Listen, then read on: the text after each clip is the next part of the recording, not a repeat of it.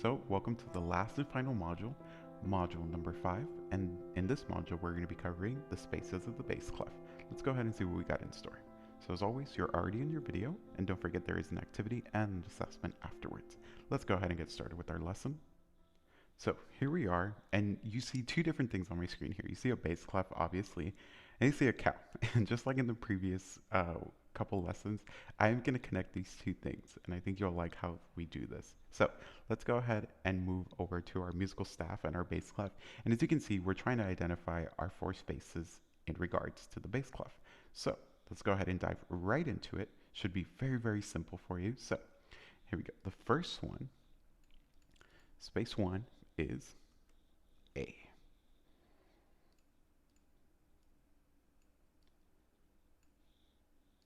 Space 2 is C.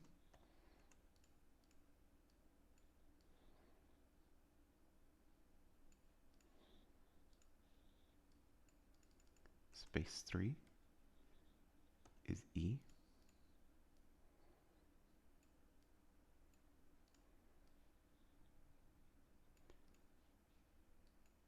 That looks a little bit off. There we go. All right, just want to make sure it looks great for everybody. And the last one is G. So here we are. A, C, E, G. So now you're probably thinking, Mr. Blanco, how are we going to remember that? That's so random.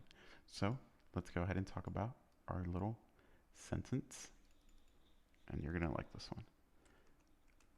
All cows eat grass. That's how we remember it. So I told you I'd be able to connect these two images together. So space 1, A, all. Space 2, C, E, and G. So let's say you're trying to identify space E. So all cows eat E.